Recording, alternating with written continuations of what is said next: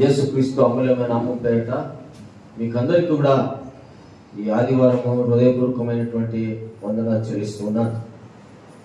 చాలామంది నేను వందనాలు వాక్యం చెప్పేటప్పుడు చాలామంది వ్యతిరేక వందనాలు కూడా చేస్తుంటారు. సార్ చెప్పాడు కదా చేయాలని.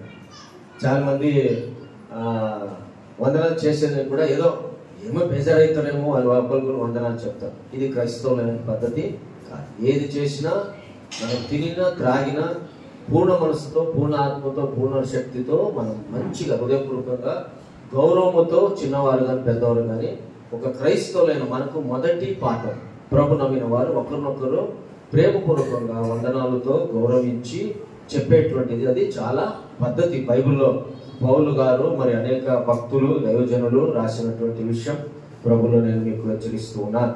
చాలా సంతోషం. దేవునికి మహిమ ప్రభావాలు కలుగాక. ఈరోజు మనము ధ్యానించేటువంటి అంశం ప్రార్థన జీవితం గురించి మనం కొద్దిసేపు దేవుని వాక్యాలు మనం ధ్యానించుకుందాం. ఎందుకంటే నేను ఈ సంఘం ఓపెన్ అయిన తర్వాత ప్రార్థన అంశం గురించి చెప్పలేదు. చాలా అంశాలు ఉన్నాయి ప్రార్థన గురించి. ఏమే కానీ కొద్దిసేపు మాత్రమే మనం క్లుప్తంగా ప్రార్థన జీవితం ಗುరించి దేవుని ಮಾತುಗಳನ್ನು మనం నేర్చుకుందాం. ನಮ್ಮ ಜೀವಿತದಲ್ಲಿ ಪ್ರಾರ್ಥನೆಯ ಅಂಶವಾಗಿ ನಾವು ಅನೇಕ ಅಂಶಗಳನ್ನು ಕಲಿಯುವುದಕ್ಕೆ ಕರ್ತನು ನಮಗೆ ಸಹಾಯ ಮಾಡಿ. ప్రియ దేవుని బిడ్డలారా, మనమందరూ కూడా ఇక్కడ జీవిస్తూ ఉన్నాం. ఒకవేళ కన్ను పోయినా కూడా కన్ను వేయించుకోవచ్చు కదా, లేదా ఏదైనా కాలు ఇరిగినా కూడా కాళ్ళు మనము రిపేర్ చేపించుకోవచ్చు. ఏదైనా కూడా శరీరంలో కిడ్నీ పోయినా కూడా కిడ్నీ ఒకవేళ డబ్బులు ఉండేవాళ్ళు వేపించుకోవచ్చు, మంచిదే. అయితే మనిషికి శాశ్వతంగా ఏమి ఉంటే మనిషి లోకం బ్రతకగలడు? ఏముండాలా? ప్రాణం ఉండాలి. ఒక మానవుడు ప్రాణము డ్యామేజ్ అయితే అది కూడా రిపేర్ చేయవచ్చు. ప్రాణమే పోతే కృషికంగా ఈ కాలంలో వైజ్ఞానికులు హార్ట్ను తీసి కొత్త హార్ట్ను పెడుతున్నారు, కానీ అది కొన్ని రోజులే బ్రతకొచ్చు అంతే. అది కూడా ఎన్నో లక్షలు డబ్బులు ఉండేవాళ్ళు వేపించుకోవచ్చు. అది కూడా మానవుడు శాశ్వతంగా బతకలేడు. కాబట్టి మనందరికీ కూడా ఈ హృదయంలో ఉండేటువంటి ప్రాణం ప్రతి సెకండ్ కూడా టప్ టప్ టప్ టప్ టప్ అని కొడుతుంటేనే మీరు నేను బతికేదానికి సాధ్యం. సో ఇది శరీర సంబంధంగా ఉన్నటువంటి విషయం. ఆత్మ సంబంధంగా మనం పోయినప్పుడు ప్రభువైన యేసుక్రీస్తు వారిని మన సొంత రక్షణగా అంగీకరించి నమ్ముకొని బాప్తిజం తీసుకొని దేవుని ప్రేమలో జీవిస్తున్న మనకు కూడా ఒక శాశ్వతంగా ఒక ముఖ్యమైనటువంటి జీవితంలో మనం ఆత్మీయంగా బతకాలంటే ప్రార్థన అనే జీవితము మనకు లేకుంటే ఆధ్యాత్మికంగా చచ్చిపోయినట్టే. ప్రార్థన ఉండేవారు జీవిస్తారు, ప్రార్థన లేని వారు చచ్చిపోయినట్టే. చచ్చిపోయిన వాడు ప్రార్థన చేయడు. ఆత్మికంగా చచ్చిపోయిన వారు ప్రార్థన చేయరు. ప్రార్థన చేసేవారు ఆత్మికంగా చనిపోరు. అర్థమైందా? శారీరక సంబంధంగా ప్రాణం ఎట్లో ఒక విశ్వాస జీవితంలో ప్రార్థన జీవితం చాలా విలువైనది. ఎందుకంటే ప్రార్థన నీకు ఉంటే నువ్వు దేవునితో సహవాసము చేసినావు. నీవు ఎక్కడ కూడా మానవ జీవితంలో ఒక క్రైస్తవుడికి చాలా కష్టకరమైనటువంటి ఎక్సర్సైజ్ ఏది చెప్తారా? మనందరికీ కూడా చాలా కష్టకరమైనటువంటిది. ఎన్నిసార్లు ఇదే బోధిస్తారు, ఎన్నిసార్లు ఇదే చెప్తారు, అయ్యో ఎంత చేసినా చాలా కష్టంగా ఉంటుంది. మనకి ఏది చెప్తారా? అంతే, చాలా కష్టం. మనం ప్రార్థన చేసేదానికి చాలా మందికి చాలా కష్టం. అర్థమైందా? ప్రార్థన చేయాలనుకున్నప్పుడే నిద్ర వస్తూ ఉంటుంది, అపవాది దొంగలిస్తుంటాడు. ప్రార్థన ఒకవేళ నువ్వు కష్టపడి వంగినావు చేయాలనుకున్నప్పుడే మొబైల్ మోగుతూ ఉంటుంటుంది, లేకపోతే ఇంటి వాటికి ఎవరైనా పడతా ఉంటారు. నువ్వు ప్రార్థన చేయాలా, ఒక సిస్టమేటిక్ గా ఉండాలి అనుకున్నప్పుడే నీ మైండ్ అంతా డిస్టర్బ్ అవుతూ ఉంటుంది. ఇలా నీ పిల్లలు ఏడుస్తూ ఉంటారు, నీ కుటుంబంలో ఏదో సమస్యలు వస్తుంటాయి, లేదా నీ మనసు అంతా ఒకవేళ ప్రార్థన చేసిన కూర్చొని అనుకున్నప్పుడు నీ తలంపులంతా కూడా ఈ లోక సంబంధంగా అయ్యో అది చేస్తే పాటు ఇది, నువ్వు ఎక్కడో మనసు ఉంటుంది, ఎక్కడో నువ్వు ప్రార్థనలో కూర్చొని ఉంటావు. పిల్లరా, ఒక క్రైస్తవ జీవితానికి నీకు ఆత్మికంగా బ్రతకాలంటే, నువ్వు శారీరకంగా ఆశీర్వాదం పొందాలంటే ప్రార్థన జీవితము చాలా విలువైనటువంటి. ఎందుకంటే ఈ ప్రార్థన జీవితంలో నీవు దేవునితో సహవాసం చేస్తావు. ఎవరితో సహవాసం చేస్తావు? దేవునితో సహవాసం చేస్తావు. ప్రార్థన నీకుంటే నీ జీవితంలో వచ్చేటువంటి అన్ని డిస్టర్బెన్స్, చెడ్డ ఆలోచనలు, కోపము, అసూయ, ఇవన్నీ కూడా నువ్వు ప్రార్థన చేస్తుంటే అన్ని కూడా నీ నుంచి తొలగిపోతా ఉంటాయి. ప్రార్థన జీవితం నీకు అసలు ఉంటే నీకుండే సమస్యలు అన్ని కూడా దేవుడు పక్కకు నోటి వేస్తాడు. నీకు ఏ ప్రార్థన జీవితం ఉంటే నీ సమస్యలన్నీ కూడా నువ్వు ప్రార్థనలో దేవుడు నీకు పక్కకు తీసివేస్తాడు. కాబట్టి ప్రార్థన నీకు బలహీనత కలిగి ఉంటే నువ్వేమైపోతుంటే సోంబేరిగా మారిపోతూ ఉంటావు. కాబట్టి యాజ్ ఏ క్రిస్టియన్, ఒక క్రైస్తవుడుగా నీ ఒక ప్రార్థన వ్యక్తి కాకుండా ఉంటే చాలా కష్టమైతా ఉంటుంది. ఒక క్రైస్తవుడికి ప్రార్థన, బైబిల్ చదువు, ఈ రెండు ఎక్సర్సైజ్ ఉంటే వారు ఎక్కడికి పోయినా ఎన్ని శోధనలు వచ్చినా జయిస్తారు. హల్లెలూయా, హల్లెలూయా. ఒక క్రైస్తవుడికి, ఒక క్రైస్తవురాలికి ఎక్సర్సైజ్, మానవుడికి ఈ ఊపిరి కొట్టాలంటే నువ్వు పొద్దున, సాయంత్రం, మధ్యాహ్నం భోజనం చేసినట్లు, బాగా తినేటట్లు నీ జీవితం ఏముండాలంటే నీవు క్రైస్తవులుగా దేవుని మైపరుస్తూ నువ్వు సంతోషంగా, హ్యాపీగా, ఎన్ని కష్టాలు వచ్చినా, బాధలు వచ్చినా, నీకు ఎన్ని విధములైనటువంటి డిస్టర్బెన్స్ వచ్చినా కూడా నీకు ప్రార్థన, వాక్యం, ఈ రెండు మానవుల జీవితంలో క్రైస్తవులకు ఉంటే వారు ఎక్కడికి పోయినా జీవిస్తారు. ఏ సమస్యలు వచ్చి కూడా ఎదిరిస్తారు. కాబట్టి పిల్లరా, మన జీవితాల్లో ఈ ప్రార్థన అనేది చాలా శ్రేష్టమైనటువంటిది. బైబిల్లో దానికే మనందరికి ముందు యేసు ప్రభు నేర్పించిపోయారు. యేసుక్రీస్తు వారు శరీరధారిగా ఈ లోకంలో వచ్చి మానవుడిగా పుట్టి మనిషి అవతారము ధరించి మానవుని రూపంలో ఉన్నటువంటి యేసు ప్రభు ప్రార్థన మనకు నేర్పించి వెళ్ళారు. బైబిల్లో మార్కు సువార్తలో మనం చూస్తున్నప్పుడు 1:35 వచనంలో ఏం చేశారు? యేసు ప్రభు ఈ లోకంలో ఉన్నప్పుడు మనిషిగా ఉన్నటువంటి దేవుడు మనకు కూడా నాలాగా మీరు ఉండాలని నేర్పించి పోయారు. చదువుదామా? మార్కు 1:35. ಇನ್ನು ಮೊಬ್ಬಿರುವಾಗ ಆತನ ಎದ್ದು ಹೊರಟು ಅಡವಿಯ ಸ್ಥಳಕ್ಕೆ ಹೋಗಿ ದೇವರನ್ನು ಪ್ರಾರ್ಥಿಸುತ್ತಿದ್ದನು. తెలుగులో పెందలకాడనే లేచి ఇంకను చాలా చీకటి ఉన్నప్పుడే బయలుదేరి అరణ్య ప్రదేశమునకు వెళ్ళి అక్కడ ప్రార్థన చేస్తున్నాడు యేసు ప్రభువారు. ఈ లోకంలో యేసు ప్రభు వారికి ఇల్లు లేదు, తెలుసా మీకు? ఉందా ఇల్లు? ఆయన ఉన్నటువంటి 33 సంవత్సరం కాలం, 30 సంవత్సరాలు పట్టరంగి పని చేస్తున్నాడు, కార్పెంటర్ పని చేసుకుంటూ తల్లిదండ్రులతో ఉండి, తల్లిదండ్రులు పోషించి, తల్లిదండ్రులు చూసుకుంటూ వారికి విధేయుడై యేసు ప్రభు ఏం చేసినట్ట, ఆయన 3.5 సంవత్సరం కాలం ఆయన ఏం చేసినట్టే అందరిని విడిచిపెట్టాడు సువార్త చాటేదానికి, అనేకులు ప్రభు సేవలు నడిపించడానికి ప్రభు ఈ లోకానికి వచ్చాడు. ఈ 3.5 సంవత్సరం కాలంలో యేసు ప్రభు కూడా ఏం చేసిండట, ప్రార్థన జీవితంలోనే ప్రార్థనతో యేసు ప్రభు కాలం గడిపాడంట. ఏం గడిపాడంటే ఆయన పెందల కాడనే, ఇంకా మబ్బు ఉన్నప్పుడే, చీకటి ఉన్నప్పుడే ఎక్కడికి వెళ్ళాడు యేసు స్వామి? అరణ్య ప్రదేశానికి వెళ్ళి ప్రార్థన చేశాడు. ఇదంతా ప్రభు నేర్పింది. అంటే యేసు స్వామి వాళ్ళు ప్రార్థన చేసి తర్వాత వచ్చి ఏం చేసి సువార్త చేసేవారు. ప్రార్థన చేసి తర్వాత వచ్చి అనేక రోగులు స్వస్థపరిచేవారు. అంటే దేవునికి ఆయన కూడా శరీరధారిగా ఉన్న ప్రభువే, ఆయన కూడా మనుష్యావతారము ధరించి లోకానికి వచ్చిన దేవుడే. ఆ ప్రభువే పెందల కాడ లేచాడు, ప్రార్థన చేసేది మొదలు పెట్టాడు. కాబట్టి పోయిన వారం కూడా నేను ఈ వాక్యం చెప్తూ వచ్చాను. ఏ విశ్వాస జీవితంలో నువ్వు ఎంతమంది పోయిన వారం వాక్యం విన్నవారు? మీరు పోయిన వారం వాక్యం ఎంతమంది పెద్దల కాడ లేచారో నేను చేతులు ఎత్తమంటే ఇంకా కష్టపడతాను. మీరు పోయిన వారం చక్కని వాక్యాన్ని విన్నారు. క్రైస్తవ జీవితంలో ఉండవలసినటువంటి మొదటి దినము, మొదటి లక్షణం ఏం చెప్పాను? మొదటి గంట పెందల కాడనే మనం ఏం చేయాలా? ప్రార్థన చేయాలా, దేవుడు నేర్పించు. తర్వాత నెలలో మొదటి దినం, వారంలో మొదటి దినం ఏం చేయాలా? పోయిన వారం చెప్పిన వాక్యం. వారంలో మొదటి దినం ఏం చేయాలా? విశ్రాంతి దినం. అంటే ఆరాధనకు మొదటి స్థానం మనము ఇవ్వాలని పోయిన వారం వాక్యం నేర్చుకున్నాం. కాబట్టి ఈ రోజు యేసుక్రీస్తు వారు పెందల కాడనే లేచి ఆయన ఏం చేశాడంట? అరణ్యానికి వెళ్ళాడు. ఎందుకు వెళ్ళాడు? ప్రార్థన చేసేదానికి. మళ్ళీ ఇంకా గుణ లక్షణాలు ఉన్నాయా? పోయిన వారం దేవుని వాక్యాన్ని వింటున్నాం మనం. మరి ఎంతమంది పెందల కాడనే లేచేదానికి మొదలు పెట్టారు ప్రార్థన చేసేదానికి?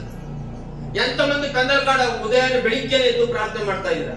1 2 3 4 5 6 7 ಎಷ್ಟು ಜನ? ಪೆಟ್ರೋಲ್ ಇರಲ್ಲ ಬಿಡಪ್ಪ, ಡೀಸೆಲ್ ಇಲ್ಲ. ಎಷ್ಟು ಜನ ಪ್ರಾರ್ಥನೆ ಮಾಡ್ತಾ ಇದ್ದೀವಿ? ನಮ್ಮನ್ನ ಪರಿಸ್ಥಿತಿ పెందల కాడనే లేచి ఉదయాన్నే పెందల కాడ లేచి ప్రార్థన చేయని క్రైస్తవుడే కాదు. నీకు ప్రార్థన జీవితం లేకుండా ఉంటే ఆధ్యాత్మికంగా నువ్వు బ్రతకలేవు, ఆత్మికంగా జీవించలేవు, ఆత్మికంగా ఆశీర్వాదం పొందలేవు, ఆత్మికంగా బలపడలేవు. కాబట్టి ప్రభు మనకు నేర్పాడు, పెందల కాడనే లేచి అరణ్యానికి వెళ్ళాడు. నువ్వు పెందల కాడ లేచి నీకు వెంటనే టీ కావాల్సి వస్తుంది, మంచిది. పెందల కాడ లేచి నీకు మొబైల్ ఉంటుంది, మంచిది. ఒక క్రైస్తవురాలు, ఒక క్రైస్తవ కుటుంబము, భార్య భర్తలు గాని కుటుంబంలో ఉండేవారు ఎవరే గాని పెందల కాడని నువ్వు లేచి ప్రార్థిస్తున్నావా? మోకాలు వంచుతున్నావా? నువ్వు నిజమైన క్రైస్తవుడైతే ఆ పని చేస్తా. భయం ఉంటుంది వాళ్ళు. అయ్యో ఈ రోజు ఏం సంభవిస్తుందో తెలియదు, ఈ రోజు నేను ఎక్కడికి వెళ్ళాలో తెలియదు, ఈ రోజు నా కుటుంబ పరిస్థితులు ఏమైతే తెలియదు, ఈ రోజు నా పిల్లలు ఏమైతారో తెలియదు, ఈ రోజు నా బిజినెస్ ఏమైతే తెలియదు, ఈ రోజు నా చదువు ఏమైతే తెలియదు. కాబట్టి ఒక క్రైస్తవుడుగా యేసుని అంగీకరించిన నేను, చర్చికి వెళ్ళే నేను పెందల కాడ లేయాలా? యేసు ప్రభు నేర్పించినటువంటి విషయం. రెండవదిగా లూకాసు సువార్త 6వ అధ్యాయం 12వ వచనం. లూకాసు సువార్త 6వ అధ్యాయం 12వ వచనం. ఆ దినమందు ఆయన ప్రార్థన చేయుటకు కొండకు వెళ్ళి దేవుని ప్రార్థించుటకు రాత్రంతా గడిపినాడు యేసు ప్రభు. ఏమంట? ఆయన మానవుడుగా ఉండి ఏం చేసాడంట? దేవుని సన్నిధానంలో రాత్రంతా ప్రార్థన గడిపాడు. మేము నెలకొకసారి ఆన్లైన్ ప్రేయర్ పెడితే రాలేము, ఫుల్ టైర్డ్, ఫుల్ సుస్తు. ఏమండి అసలు ఆ భయమే లేదులేండి. కొంతమంది ప్రార్థన భయమే లేదు. సంపూర్ణ రాత్రి ప్రార్థన నెలకోసారి పెట్టమో రాలేము. యేసు ప్రభు ఏం చేసిందంట? యేసు ప్రభు రోజంతా ప్రతిరోజు పెందల కాడ లేచాడు, అరణ్యానికి వెళ్ళాడు. ఆయన రాత్రంతా ప్రార్థన చేసేదానికి పోయాడు. అంటే క్రైస్తవులైన మనము, క్రీస్తు బిడ్డలైన మనం, యేసు ప్రభుని అంగీకరించిన మనం రాత్రి ప్రార్థన, నీకు సమయం ఉన్నప్పుడు ప్రార్థన చేసేది నేర్చుకోవాలి. నీకు ఒకవేళ ఇచ్చిన నిద్ర రాకుంటే పర్వాలేదు, నువ్వు లేచి మోకాళ్ళ నుంచి ప్రార్థన చేయ దేవుని సన్నిధానంలో. ప్రార్థనను చేసినప్పుడు నీ జీవితంలో పెద్ద ఆశీర్వాదాలు, నీ కొరతలన్నీ కూడా దేవుడు తీర్చి నేను కాపాడమంటున్నాడు. కాబట్టి యేసయ్య ఆయన ప్రార్థన చేసి ఆయన ఏం చేయాలి? రోజంతా సువార్తకు వెళ్ళేవాడు. ప్రార్థన చేసి అనేకమైన అద్భుతాలు యేసు ప్రభు చేసినవాడు. ప్రార్థన చేసి శిష్యుల్ని తన పనికి లేపినవాడు యేసు ప్రభు. ప్రార్థన చేసి పల్లెలో గ్రామంలో వెళ్ళి యేసు ప్రభు సువార్తను చెప్పినవాడు. ప్రియులారా, అయితే మనము ప్రార్థన చేసి ఏ సువార్త చేయటం లేదు, కానీ కనీసం మనం ప్రార్థన చేసి మనం భక్తితో పెరగాల. నా పిల్లలు భక్తితో పెరగాల, మనం భక్తితో పెరగాల. మన కుటుంబం ఉండేటువంటి సమస్యలు బయటికి పోవాలని నువ్వు ప్రార్థన చేస్తున్నావా ప్రభు సన్నిధిలో? కాబట్టి మనమందరూ కూడా మరి ప్రార్థన జీవితంలో ముందుకు సాగాలని ప్రభు నా పేట నేను మీకు హెచ్చరిస్తూ ఉన్నాను. చూడండి, కీర్తనలు 119 147 వచనం.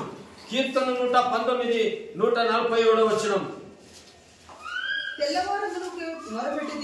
తెల్లవారకు మునుపే మొరపెట్టి తిని నీ మాటల మీద నేను ఆశ పెట్టుకొని ఉన్నాను. ఏం చేసిండు ప్రభు? యేసు ప్రభు తెల్లవారకు మునుపే యేసు ప్రభు యొక్క జీవితంలో ఏం చేసిండు? ఇంకా తెల్లవారలేదు, మొబ్బున్నప్పుడే ఏం చేసిండు ప్రభు? ప్రార్థన చేసిండు. దావీదు కీర్తనకాడు అంటున్నాడు, తెల్లవారపు మునుపే నేను మొర్ర పెట్టి తిని. పోయిన వారం నేను ఇదే అంశం మాట్లాడాను కొద్దిసేపు. ఈ రోజు ఇక్కడ ఉండే క్రైస్తవ బిడ్డలైన మనం, స్త్రీలు గాని పురుషులు గాని, నువ్వు ఏ పని చేయాలన్నా, నువ్వు దీవింపబడాలన్నా, నీ జీవితం సక్సెస్ కావాలంటే నువ్వు తెల్లవారు మునిపే. పోయిన వారం చెప్పాను, ఒకవేళ నువ్వు 5 గంటలకు లేస్తున్నావా, ఇప్పుడు ప్రార్థన లేదా? రేపు నుంచి 4 గంటలకి వెళ్ళి 1 గంట మొదటి సమయం యేసు ప్రభుకి ఇవ్వాలని చెప్పాను. ఇస్తున్నావా? ప్రభుకు నువ్వు ప్రార్థనకు సమయం ఇస్తున్నారా? జీవిత కాలం అంతా లోక సంబంధమైన విషయాల మీద మనస్సు, జీవిత కాలం అంతా అనేకమైన లైఫ్ లో బిజీ. నీ పాలన ఆగిపోతే నీ బిజీ కూడా చెప్పండి అయిపోతుంది అంతే. నీ డ్రామా కంపెనీ స్టాప్, నీ నాటకము కంపెనీ స్టాప్. దేవుడు నీ ప్రాణాన్ని తీసుకు. నువ్వు బతికిన కాలం అన్యుడు ప్రభు నమ్మలేదు, అయినా వాడు ప్రతిరోజు, ప్రతి రాత్రి, ప్రతి మధ్యాహ్నం, ప్రతి వారాలు అన్యుడు చేస్తాడు. ఒక ముసల్మాన్ ఆయన ప్రతిసారి రోజుకి 5 సార్లు ప్రార్థన చేస్తారు. ఈరోజు క్రైస్తవులైన మీరు ఎన్నిసార్లు దేవుని కాడ మీరు ప్రార్థిస్తున్నారు? బిజీ బిజీ బిజీ, లైఫే బిజీ. అప్పా నువ్వు చాలా బిజీ ఉన్నావప్పా, నువ్వు చాలా బిజీ ఉన్నావప్పా, నువ్వు చాలా కష్టపడుతున్నావు. కాబట్టి నాయనా నువ్వు నాకు కావాలా, నీకు రెస్ట్ కావాలా, దానికే నిన్ను పైకి తీసుకుంటాను అని ప్రభు నిన్ను పైకి తీసుకున్నాడు. అంటే నీ బిజీ లైఫ్ అంతా అయిపోయా. ఇక్కడ ఉండే వాళ్ళు నోరు కొట్టుకొని ఏడుచుకొని సావాలి. కాబట్టి ప్రియులారా, బతికిన దినం నీ మొదటి స్థానం బైబిలే చెప్తుంది, నేను ఏది కూడా చెప్పటం లే. నువ్వు మొదటిగా క్రైస్తవులైన మీరు ప్రార్థనకు సమయం ఇవ్వాలని హెచ్చరిస్తుంది. దానికే తెల్లవారపు మునిపే ఏం చేసిండో ప్రార్థన చేసిండు. కాబట్టి ప్రియులారా, ప్రతి విశ్వాసి ప్రతిరోజు కనీసం 1 గంట అయినా దేవుని సన్నిధానంలో ప్రార్థించాలి. ప్రతి విశ్వాసి ఒక రోజుకి 1 గంట అయినా దేవుని సన్నిధానంలో ప్రార్థించడానికి అలవాటు పడాలి, బైబిల్ చదవాలి. అప్పుడు ఈ లోకంలో క్రైస్తవుడు ఎవరు బీదవారు ఉండరు. అప్పుడు ఈ లోకంలో ఏ క్రైస్తవుడి కుటుంబాల్లో సమస్యలు ఉండవు.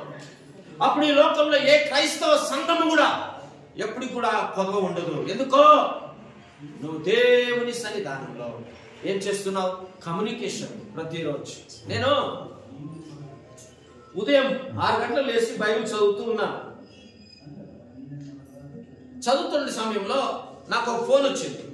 పొద్దునే 6:15 ఫోన్ వచ్చింది, ఎత్తలేదు. తర్వాత 7 గంటలకు మళ్ళీ చేశాను. కొత్త నంబర్, పేరు లేదు. ఫోన్ రిసీవ్ చేశాను. హలో ఎవరంటే వారుండి నాన్న సార్ విజయ్ అన్నాడు. సారీ అజయ్ అన్నాడు. ಯಾವ ಅಜಯ್ ನೀನು? ಸರ್ ನಾನು ಸರ್ ಸುಮಾರು 4 ವರ್ಷದ ಕೆಳಗೆ 3 ವರ್ಷ 4 ವರ್ಷ ಆಯ್ತು ಸರ್ ಬೈಬಲ್ ಸ್ಕೂಲ್ಗೆ ಬರ್ತಿದ್ನಲ್ಲ. ಓ ಕರೆಕ್ಟ್ ಹೇಳು ಅಜಯ್, ಹೇಳಪ್ಪ, ಏನು ಚೆನ್ನಾಗಿದ್ಯಾ? ಚೆನ್ನಾಗಿದೆ ಸರ್. ಏನು ಸರ್ ನಮ್ಮ ಹುಡುಗರು ಒಬ್ರು ಬೈಬಲ್ ಸ್ಕೂಲ್ಗೆ ಬರ್ತಾರೆ, ಯಾವಾಗ ಸ್ಟಾರ್ಟ್ ಆಗುತ್ತೆ? ನೀನು ಸ್ಟಾರ್ಟ್ ಮಾಡಿಲ್ಲಪ್ಪ, ದೇವ್ರ ಚಿತ್ತ ಆದರೆ ನಾವು ಸ್ಟಾರ್ಟ್ ಮಾಡ್ತೀವಿ. ಇನ್ನೊಂದು 1 ತಿಂಗಳು ಆಗ್ಬೋದು ಅಂತ 2 ತಿಂಗಳು ಆಗ್ಬೋದು. ಆಮೇಲೆ ಬೈಬಲ್ ಸ್ಕೂಲ್ ಕಂಟಿನ್ಯೂ ಮಾಡ್ತೀವಿ. ಅವಾಗ ಕಾಲೇಜ್ ಸ್ಟಾರ್ಟ್ ಮಾಡ್ಬೇಕಂತ ಇದ್ದೀನಿ. ಅವಾಗ BTS CTH ಎಲ್ಲ ಮಾಡ್ತೀವಿ, ಒಳ್ಳೊಳ್ಳೆ ಟೀಚರ್ಸ್ ಕಳಿಸ್ನ ಅಂತ ಮಾಡಿ. ಸಡನ್ ಆಗಿದ್ದು ಆ ಅಜಯ್ ಹುಡುಗ, ಸರ್ ಏನ್ ಸರ್ ನಾನು ಮದುವೆಗೆ ಬಂದಿಲ್ಲ.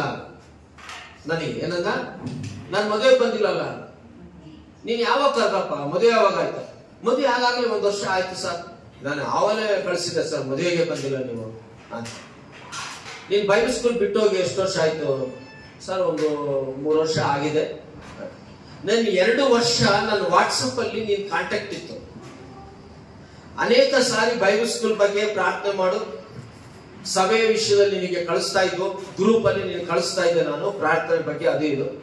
ನಿನ್ ಜೀವನದಲ್ಲಿ 1 ಸತಿ ಆದ್ರೂ ನನಗೆ ಓಕೆ ಸರ್ ಪ್ರಾರ್ಥನೆ ಮಾಡ್ತೀವಿ, ಅಟ್ಲೀಸ್ಟ್ ಒಂದು ಕೈ ತಮ್ಮನೂ ನೀನು ಕಳಿಸಿದ್ಯಾ? ಇಲ್ಲ ಸರ್ ನೋಡ್ತಾ ಇದ್ದೆ, ಇಲ್ಲ ಸರ್ ನಾನೇನು ಕಳಿಸಿಲ್ಲ, ರಿಪ್ಲೈ ಮಾಡಿಲ್ಲ. ಅದಕ್ಕೆ ನಿಂದನ್ನ ಡಿಲೀಟ್ ಮಾಡಿ ಬಿಸಾಕ್ಬಿಟ್ಟೆ ನಾನು. ಏನಂದ ಹೇಳ್ರಿ? ನಿನ್ ನಂಬರ್ ನಾನು ಡಿಲೀಟ್ ಮಾಡಿದೆ. ನೋಡಿದೆ 1 ವರ್ಷ 2 ವರ್ಷ ಬರೀ ನಾನ್ ಕಳ್ಸದೆ ಆಯ್ತು. ನಿನ್ನಿಂದ ಒಂದು ಥ್ಯಾಂಕ್ ಯು ಇಲ್ಲ, ಓಕೆ ಪ್ರಾರ್ಥನೆ ಮಾಡ್ತಾನಿಲ್ಲ, ಒಂದು ತಮ್ಮಿಲ್ಲ, ಏನಿಲ್ಲ. ನಿನ್ನಿಂದ ನಾನು ಏನ್ ಪ್ರಯೋಜನ ಇಲ್ಲ. ಅಂದ್ರೆ ನಾನು ಕೆಲ್ಸಕ್ಕೆ ಬರ್ದವ್ ನಾನು ಒಬ್ಬನೇ ನಿನ್ಗೆ ಮೊಬೈಲ್ ಉಪಯೋಗಿಸ್ತಿರಂಗಾಗಿದೆ, ನಿಂದು ಡಿಲೀಟ್ ಮಾಡಿ ಬಿಸಾಕ್ಬಿಟ್ಟಪ್ಪ. ಇಲ್ಲ ಸರ್ ನಾನು ಮದುವೆಗೆ ಇನ್ವೈಟ್ ಮಾಡಿದೆ ಕಳಿಸ್ದೆ ಅಂತ. ಮದುವೆಗೆ ನೀನು ಇನ್ವೈಟ್ ಮಾಡಿ ಕಳಿಸಿದ್ಯಾ ಅಂದ್ರೆ ನಾನು ಕೆಲ್ಸಕ್ಕೆ ಬರ್ದಲ್ಲೇ ಕುಂತಿದ್ದೀನಿ ಅಂತ ತಿಳ್ಕೊಂಡಿದ್ದೇನಪ್ಪ. ನನಗೂ 108 ಇದಾವೆ ಮದುವೆ ಮಾಡೋವು, ನನ್ನನ್ನ ಪ್ರೀತಿ ಮಾಡೋರು, ನನ್ನ ಸಭೆಯವರು, ನನ್ನ ಸಭೆ 15 ಸಭೆಯವರು, ನನ್ನ ಜನ ಕಮ್ಯುನಿಕೇಶನ್ ಯಾವಾಗ್ಲೂ నన్నొట్టిಗೆ ప్రార్థన మాట్లాడినವರು, సభకు బరువంతోరు, చర్చి బరువంతోరు. నాకాడికి ఎప్పుడు చర్చికి వచ్చేవాళ్ళు, సంఘంలో ఉండేవాళ్ళు, మాతో కలిసి ఉండేవాళ్ళు చాలా మంది ఉండారప్ప. వాళ్ళే కొన్నిసార్లు పిలిస్తే నాకు పోయేదానికి టైం ఉండలేదు, నీకు నాకు సరైనటువంటి కమ్యూనికేషనే లేదు, నేను ఏమైనా పంపితే నీకు ఉత్తరమే లేదు, నువ్వు నా ముందు ఇంకా 25 సంవత్సరాలు చిన్నోడివి, నీకు నేను పెళ్లికి వచ్చేటువంటిది నువ్వు పంపిస్తే నేను పెళ్లికి వస్తాను, నేను రాను, వచ్చి ఇంటికి వచ్చి కాడిస్తేనే నేను పోను, పెళ్లికి టైం ఉండదు అని. ఏం సార్ ఇట్లా మాట్లాడతారు అని. ఖచ్చితంగా ఎందుకు తెలిసిన, ఒక వ్యక్తికి ఒక బంధువులు కానీ, ఒక స్నేహితులు కానీ, ఒక సంఘము కానీ ఒకరికొకరికి సరైనటువంటి మాటలు, సంతాపాలు, కష్ట సుఖాలకి ఒకరికొకరు కమ్యూనికేషన్ లేకుండా ఉంటే ఏమవుతుందంటే వారి కష్ట సుఖాలు ఒకరు తెలియవు, వారి బాధలు ఒకరికొకరు తెలియదు, వారు ఏమి చేస్తున్నారో ఒకరు తెలియదు. కాబట్టి అటువంటి వారే నేనే ఇంత బాధపడుతున్నానంటే ప్రార్థన లేకుండా, వినండి ఇప్పుడు, ప్రార్థన దేవుని కాడ ప్రతిరోజు మీకు సంబంధం లేకుండా, ప్రతిరోజు దేవుని కాడ నువ్వు మొరపెట్టకుండా, దేవుని కాడ ప్రార్థనని అవసరతలు కోరుకోకుండా, నీ ఒక క్రైస్తవుడిని మోకాళ్ళు ఉంచకుండా, నువ్వు ఒక క్రైస్తవుడిని నీకు టైం ఉన్నప్పుడు ఉదయం మధ్యాహ్నం సాయంకాలం ప్రార్థన జీవితం లేకుండా ఉంటే యేసు ప్రభువు అంతే నిన్ను ఉమ్మి ఉసిరేసినట్టు ఇసిరేస్తాడు, కానీ నువ్వు క్రైస్తవుడుగా ఉండేదానికి సాధ్యమే. నీకు ఆశీర్వాదం ఇయ్యాడు దేవుడు. నేనే ఒక వాట్సాప్ లో నీకు నాకు 2 సంవత్సరాలు సంవత్సరం అయింది నేను పంపుతున్నాను, కానీ నీకు నుంచి నాకు రిప్లై లేదు, నువ్వు ఎవరు అని నేను డిలీట్ చేశాను. నా మామూలు మనిషి ఇంత బాధపడుతుంటే యేసు ప్రభువు ఈ లోకంలో క్రైస్తవులు నువ్వు ప్రతిరోజు దేవుని కాడ బైబిల్ చదువుకుంటూ ఉంటే, ప్రతిరోజు నువ్వు దేవుని సన్నిధానంలో మోకాళ్ళు వచ్చి ప్రార్థన చేయకుంటే, నువ్వు ప్రతి వారం వచ్చి దేవుని సన్నిధానం ఆరాధన చేయకుంటే నువ్వే ఆ క్రైస్తవుడివి, నువ్వే దేవుని బిడ్డవు. దేవుడు నిన్ను ఉమ్మి వేస్తాడు, నేను అస్సలు లెక్క పెట్టాడు. తెలిసినా ఏమనుకున్నావు? క్రైస్తత్వం ఉంటే, దేవుని సావాసం ఉంటే ఏమనుకున్నావు? ఒకరికొకరు మాటలు లేకుండా, ఒకరు సందర్భం లేకుండా, కష్టకాలకి లేకుండా ఉంటే ఏమో పెద్ద రౌడీ లేకుండా, పెద్ద ఏదో కోపం వచ్చి చిన్న ముడుచుకొని ఈ చేసుకుని మానవుడే ఇంత బాధపడుతుంటే, నిన్ను నన్ను ప్రేమించి నీ కోసం నా కోసం ప్రాణం కట్టి రక్తం కాల్చి పగలు రాత్రి నీ అవసరతలు దేవుడు తీర్చి, నీకు ఉద్యోగం కావాలంటే ఉద్యోగం ఇచ్చి, నీకు ఆరోగ్యం కావాలంటే ఆరోగ్యం ఇచ్చి, నీ కుటుంబంలో సమస్యలు తీర్చి ఆ యేసు ప్రభు ఇంత చేస్తుంటే నువ్వు దేవుని కాడ ప్రార్థనలు కనబడుతున్నావా? నువ్వు బైబిల్ ముట్టి ప్రతిరోజు చదువుతున్నావా? నేను ఉమ్మి వేస్తాడని నేను ప్రభు సన్నిధిలో హెచ్చరిస్తున్నాను. ఏమనుకున్నావు? క్రైస్తవులు అంటే మీరు పిల్లరా, నువ్వే నా స్థానంలో ఉంటే, నువ్వే నీ స్థానంలో ఉంటే, ఒకవేళ నీకు ఎవరైనా కమ్యూనికేషన్ లేకుండా ఉంటే, నీకెవరైనా పొద్దున్న లేచి గుడ్ మార్నింగ్ అని పంపకుండా ఉంటే, నీకెవరైనా నీకు వాట్సాప్ లోనో ఇంకొక దాంట్లో నీకు ఒక కమ్యూనికేషన్ ఉంటే నువ్వేమంటావు? ఏ మంచి యా ఫ్రెండ్స్ రా, ఈడెవరా ఒక గుడ్ మార్నింగ్ లేదు, ఒక మంచి లేదు, ఒక చెడ్డ లేదు, ఈడెవడురా అని అంటావా? అంటావు. 20 సార్లు ఎత్తుకులాడుతుంటావు.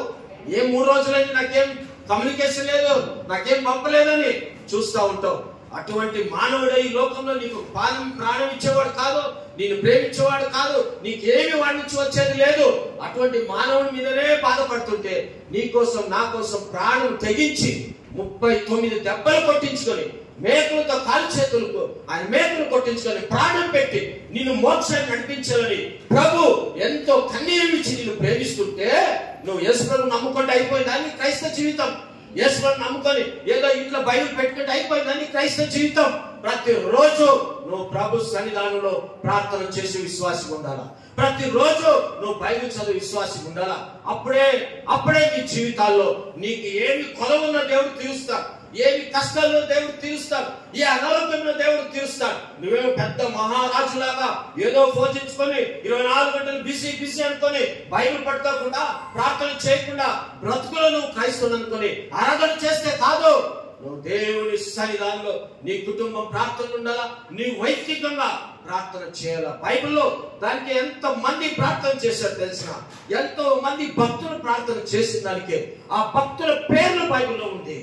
ఎంతో మంది దేవుని కాడ ఉపవాసం ఉండి ప్రార్థన చేసిన దానికి ఆ భక్తుల ఉపవాస ప్రార్థనకు అద్భుతాలు జరిగినట్లుగా బైబిల్లో మీకు అందరికి తెలిసిన విషయాలు ఏమి లేదు. కాబట్టి పిల్లరా, ప్రార్థనకు సమయం ఇస్తున్నావా? ప్రార్థనకు సమయం ఇస్తున్నావా? 24 గంటల పనికి సమయం ఇస్తున్నావా? టీవీలకు సమయం ఇస్తున్నావా? సినిమాలకు సమయం ఇస్తున్నావా? ఊరు తిరిగేదానికి సమయం ఇస్తున్నావా? తలాంట పట్టడానికి సమయం ఇస్తున్నావా? పని లేకుండా దొంగ పనులు చెప్తున్నా అక్కడ తిరుగుతూ జీవిస్తూ పనులు చేస్తున్నావు. ఏం చేస్తున్నావు?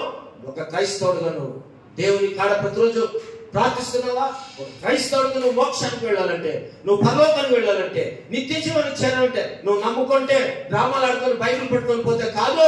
నువ్వు ఒక క్రైస్తవుడిగా నువ్వు మోక్షానికి పోవాలన్నా, నీ ఇల్లు దీపబడాలన్నా, నీ ఇంటి దీపం ఎప్పుడు వెలగాలన్నా, నీ జీవితంలో ప్రార్థనలు ఉండాలి. ఉన్నాయా ప్రార్థనలు? ఎంత ప్రార్థన చేస్తున్నాం పిల్లరా? కాబట్టి బైబిల్లో కీర్తనలు 55:17 చూస్తాం. కీర్తనలు 55:17 చూడండి. కీర్తనలు 55:17. సాయంకాలమున ఉదయమున మధ్యాహ్నమున నేను ధ్యానించుచు మొరపెట్టుకొందును. వినండి, కీర్తనలో మనం చూస్తున్నాం. దావీదు భక్తుడు రాసినటువంటి, ఆత్మస్వరూపుడుగా రాసినటువంటి దావీదు 55:17లో సాయంకాలమున ఉదయమున మధ్యాహ్నమున నేను ధ్యానించుచు మర్ర పెట్టుకొందును, ఆయన నా ప్రార్థన. అది ఇప్పుడు నువ్వు అందరు సొంతమై మాట నిజంగా. ఇంకా మీరైనా ఒక లైఫ్ లో ఛాలెంజ్ చేసుకొని ఇక్కడ నుంచి పోతాం. మీ కన్నడ కానీ తెలుగు కానీ ఇదందరూ మనం ఒక్కసారి అందరు కలిసి చదువుదాం. ఏం చదువుదాం అంటే 10వ వచనం అందరు కలిసి. సాయంకాలమున ఉదయమున మధ్యాహ్నమున నేను ధ్యానించుచు మర్ర పెట్టుకొందును, ఆయన నా ప్రార్థన ఆలకించు. ఎవరి మాట రాసుండేది? దావీదు. గొర్రెల కాపరి కాదు అప్పుడు దావీదు గొర్రెల కాపరి కాదు, మహారాజు. ఈ రాజాది దావీదు ఇంకెంత పని ఉంటుందో చూడండి. అవునా కదా? రాజుకి ఎంత పని ఉంటుంది? ఇంకా చెప్పనా, ఇదే ఒక ఎమ్మెల్యేకే ఎంత పనులు ఉంటాయి, ఓకే, ఒక డీసీకి ఎన్నో పనులు ఉంటాయి, ఒక ఎంపీకే మినిస్టర్కి ఎన్నో పనులు ఉంటాయి. అయినా వాళ్ళని చూసైనా నేర్చుకోవాలి క్రైస్తవులు.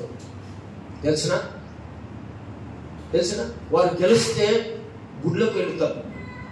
వారికి ఏదైనా బర్త్డే ఉంటే అన్ని టెంపుల్ రౌండ్ చేస్తారు. ఏనండి, వారికి ఏదైనా ఉంటాయి వారు ఎక్కడైనా ఉంటారు. వారు ఏమైనా ఎక్కడైనా గుడ్లోకి పోతే వారికి ఎవరు చేరేసి కూర్చోబెట్టరు. చూసి మీరు ఎక్కడైనా చూడండి, మోదీ పోయినప్పుడు ఎక్కడ కూర్చున్నాడో, ఎక్కడ కూర్చున్నాడు చూసినాడా? కిందనే కూర్చున్నాడు. ఈరోజు దేవుడు క్రైస్తవులైన మనకు ఎక్కడ వచ్చిన దేవుడు చక్కని చీరలు కూడా ఇచ్చింది.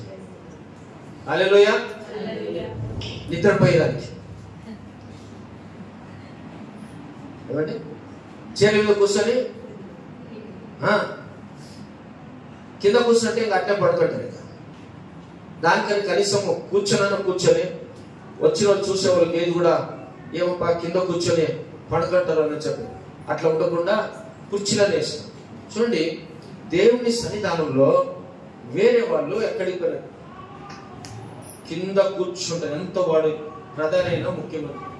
ఈరోజు దేవుడు నిన్ను నన్ను తన స్వరక్తం ఇచ్చి ఆ కల్వరి శిలువలో ప్రాణం పెట్టి రక్తం కార్చి నిన్ను నన్ను ప్రేమించిన ప్రభువు యేసుక్రీస్తు. పేతురు పత్రికలు అని చెప్పాను చాలాసార్లు. మనం ఎటువంటి వారం అంటే రాజాది రాజు కన్నా గొప్పవారము, యాజకులమి, రాజవంశస్థులమి, స్వకీయ ప్రజలము. మనం ఎంతో గొప్ప దీవింపబడిన బిడ్డలు మనం. హల్లెలూయా. అవునా? ఎవరు మనం? యాజకులు, రాజవంశస్థులు, స్వకీయ సొత్తైన ప్రజలు. ఇంత గొప్ప బిడ్డలైన మనం ఎంత భక్తితో ఉండాలండి. మనం ఎంత భక్తితో బైబిల్ చదవాలా, ఎంత భక్తితో సంఘానికి రావాలా. ఆదివారం వచ్చిందంటే సంతోషం ఉండాలి, ఉల్లాసం ఉండాలి. అనేక కారణం మనం చూస్తాం. దేవుని సన్నిధానంలో నేను ఉండాలంటే ఎంతో సంతోషం, దేవుని సన్నిధిలో ఉండాలంటే ఎంతో ఉల్లాసం, దేవుని సన్నిధిలో ఉంటే ఎంతో ఆనందం. అది మనకు ఉండాలా. దేవుని సన్నిధానం 10 గంటలంటే ప్రభుత్వం ఆనందంగా, ఉల్లాసంగా, సంతోషంగా రావాలి. 10 గంటలంటే 9 గంటలకు లేచేది కాదు. 10 గంటలంటే ఉదయాన్నే లేచి సిద్ధపడి ప్రభు సన్నిధానానికి ఆరాధనతో రావాలి. అది క్రైస్తవులకు ఉన్నటువంటి పద్ధతులు. కాబట్టి కీర్తనకారులు 3 సార్లు, ఎన్నిసార్లు అంట?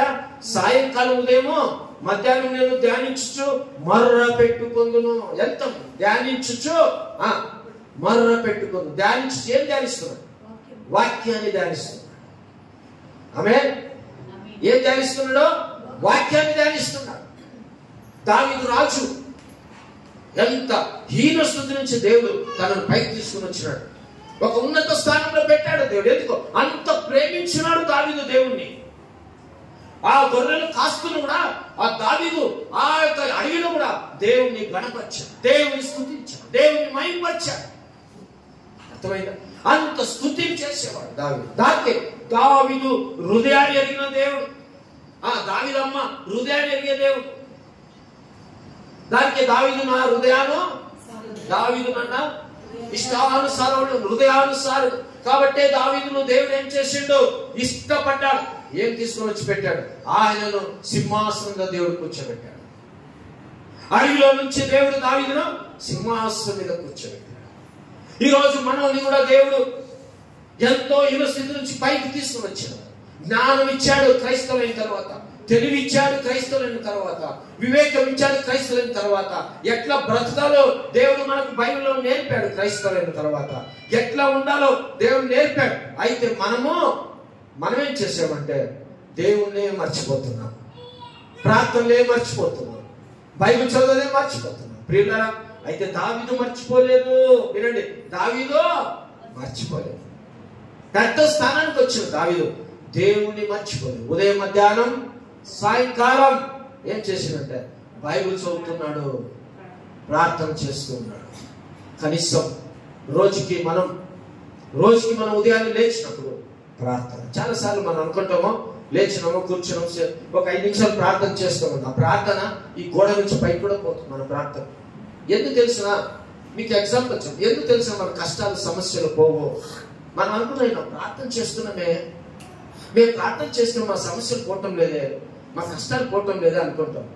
ప్రార్థన అంటే ఏదో నీకు కావలసినప్పుడు దేవుని పిలుచుకొని సుఖపడేది కాదు. ప్రభా కాదు, ప్రార్థన అనేది నిరంతరం ఉండాలా. నీ ఇంటిలో దీపము వెలగాల, నీ ఆత్మలో వెలగాల, నీ ప్రార్థన జీవితం ఎప్పుడు వెలిగింపబడాల. నీ ఇంటిలో నీకు మనస్సు చెడుతుంది, ప్రార్థన చేయకూడదని అపవాది. నువ్వు ప్రార్థన కూర్చున్నప్పుడు నీకు నిద్ర వస్తుంది అపవాది. నువ్వు జాగ్రత్తగా ఉండాలా. ఇది నా సమయం, నా దేవునికి ప్రార్థన జీవితం. నేను దేవునితో మాట్లాడాలా. దేవుని ప్రార్థన అంటే మనం దేవునితో. అప్పుడే ఎగ్జాంపుల్ చాలా చెప్పాను, మొబైల్ గురించి, మాట్లాడే విషయాల గురించి, స్నేహితుల గురించి. కాబట్టి ప్రార్థన అంటే నువ్వు దేవునితో మాట్లాడతావు. ఇంతకన్నా ప్రపంచంలో ఏదైనా కావాలా? నీకు ఏమైనా కావాలన్నా?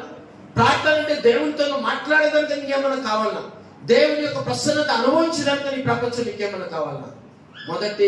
మొదటి దేవునికి మనం సమయం ప్రార్థన కావాలి. కాబట్టి దావీదు రోజుకు 3 సార్లు ప్రార్థించాడు. యుద్ధాల నుంచి గెలిచాడు ప్రార్థించిన దానికి. సౌలు ఎన్నో దావీదుని చంపేయడానికి ప్రయత్నం చేశాడు, దేవుడు తప్పించాడు.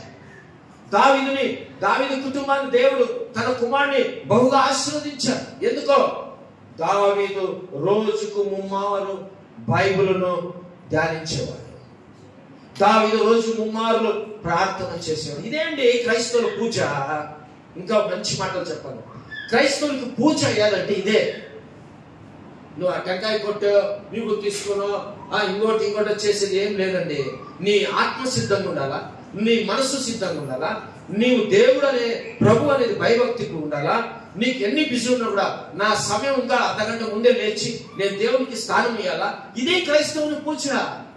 ఆయన పూజనీయుడు, ఆయన ఒక్కడే పూజకు అర్హుడు, ఆయన ఒక్కడే గొప్ప దేవుడు. కాబట్టి మనం ఆయనకు ఏం చేయాలంట? స్థానం. ఇంకా మీకు అందరికీ తెలుసు, చాలాసార్లు చెప్తాను. దానియేలు 6:10 తెలుసు ఏం చెప్తుంది. దానియేలు ఎన్నిసార్లు చేసాడు? రోజుకి 3 సార్లు చేశాడు. ఆయన కూడా దానియేలును 3 సార్లు ప్రార్థన చేసేవాడు. దానియేలుని దేవుడు ఎక్కడ కూర్చోబెట్టాడు? ప్రార్థన విని స్నేహభావం దేవునితో మాట్లాడిన కలలు భావము తెలుసుకున్న కలలను తెలుసుకున్న దానియేలు. షద్రక్ మెషకు ఏం చేసిండు? ఆ అగ్నిలో పడవేసుకున్నా కూడా నా దేవుడే నిజమైన దేవుడు, నా దేవుడు తప్ప వేరే దేవుడు నువ్వు చెప్పే పూజించాం. మేము చనిపోయినా పర్వాలేదు, నువ్వు ఎంత 7 అంతులు కాదు 10 అంతులు చేసుకో, అగ్ని గంధములు మమ్మల్ని వేసినా పర్వాలేదు, నా దేవుడు వాటి నుంచి రక్షిస్తాడు. నువ్వు చెప్పగలవా రీతిగా? నా దేవుడు నా కష్టాల నుంచి నన్ను రక్షిస్తాడు, నా దేవుడు నా బాధలు, నా కుటుంబాల సమస్యల నుంచి నన్ను రక్షిస్తాడు, నా దేవుడు నా అప్పులు ఇరుకులు ఇబ్బందుల నుంచి రక్షిస్తాడని నువ్వు చెప్పగలవా? చెప్పగలవు. ఎప్పుడంటే నువ్వు ఉదయం, మధ్యాహ్నం, సాయంకాలము నువ్వు పెందల కాడ లేచో, నువ్వు రాత్రుల్లో దేవునికి 1 గంట నువ్వు ప్రార్థనకు సమయం ఇస్తే, దేవునికి 1 గంట ప్రార్థన వాక్యం చదువుతుంటే నువ్వు చెప్పగలవు, ఎక్కడికి నా దేవుడు నాకున్నాడు, నా దేవునితో సావాసం ఉంది, నా దేవునితో మోకాలు ఉంచుతున్నా, నా దేవునితో కమ్యూనికేషన్ ఉంది, నేను మాట్లాడుతున్నాను, 1 గంట నేను ప్రార్థన చేస్తున్నా, నా దేవుడు వచ్చే కష్టాల నుంచి విడిపిస్తాడని నువ్వు చెప్పగలవు. ప్రార్థన లేకుండా ఉంటే, నువ్వు మొబైల్ మీద నీ జీవితం ఉంటే, 24 గంటల పనుల మీద నీ జీవితం ఉంటే, నీ కష్టాలకు నీ దేవుడు దగ్గర రాడు. స్పందించడు దేవుడు. అందుకే వాక్యం, ఆయన ఎక్కరిపోబడే దేవుడు. నువ్వు ఎక్కరిస్తున్నావు దేవుణ్ణి. నేనేం చేసినా చచ్చిపోతున్నా కదా, నేను పాటలు పాడుతున్నా, నేను ఆరాధన చేస్తున్నా, నువ్వు దేవుడు ఎక్కరిస్తున్నావు అంతే. దేవుడు అదంటంలే, నా కుమారుడా, నా కుమార్తె, నువ్వు నాకు రోజుకు గంట అయినా సమయం ఇస్తున్నావా? దానికి బైబిల్లో మనం చూస్తాం, మత్తయి సువార్తలో ఏం చేయాలంట, నువ్వు గదిలోకి వెళ్ళి రహస్యంగా నీ తండ్రితో ప్రార్థన చేయాలా? చేస్తున్నావా? నువ్వు రహస్యంగా దేవుని సన్నిధానంలో నువ్వు వెళ్ళి తలుపు వేసుకుని దేవుని సన్నిధిలో ప్రార్థన చేస్తున్నావా? ఒక్కొక్కరికి 4 రూమ్లు ఉంటాయి. ఏమండి, ఒక్క రూమ్ అయినా పోయి నువ్వు నాకు ప్రార్థన రూమ్ అని పోయి నువ్వు ప్రార్థన చేస్తున్నావా? ఓకే, పురుషులు ఉండేవారు. ఓకే, నీకు అనుకూలం ఉండే సమయం చూసి, నా దేవునికి నేను సమయం ఇచ్చి ప్రార్థన చేయాలా, నాకు మంచి సమయం ఉంది, మంచి స్థలం ఉంది, నేను దేవుని సన్నిధిలో రోజుకు గంట, నాకు ఎంత పని నేను ప్రార్థన చేయాలా, లేదా నేను ఉదయం 1 అర్ధగంట చేసి, రాత్రి 1 అర్ధగంట చేయాలా, మధ్యాహ్నం 1 అర్ధగంట చేయాలా. ఇది క్రైస్తవులకి పూజ్యమైనటువంటి సమయం.